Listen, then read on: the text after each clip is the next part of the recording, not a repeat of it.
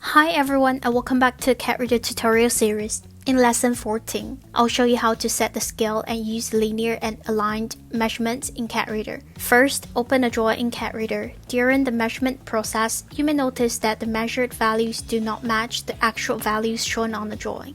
This usually means the drawing scale is incorrect and needs to be adjusted.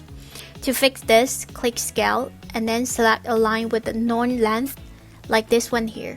The value shown on the calibration drawing represents the actual length. Enter that value and click OK. Now the drawing scale has been properly adjusted. Next, let's measure distances using linear and aligned measurements.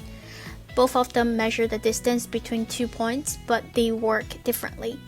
Aligned measures the straight line distance between 2 points. Linear measures the horizontal and vertical perpendicular distances between 2 points. When selecting points, make sure to use the correct snap points in the drawing. A square represents an endpoint. A triangle represents a midpoint.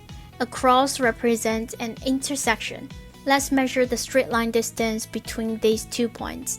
Click Measure, Aligned, snap to the correct points, and you'll see the measurement result displayed here.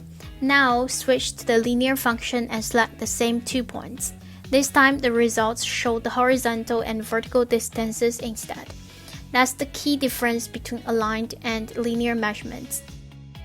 Once you've finished your annotations, you can export your drawing with all comments included. Just go to Open, Export, and your file will be ready to view or share on any device, whether it's a phone, iPad, or laptop. You can also send it directly to your colleagues or friends. Alright, that's all for this lesson. Thanks for watching and I'll see you in the next video.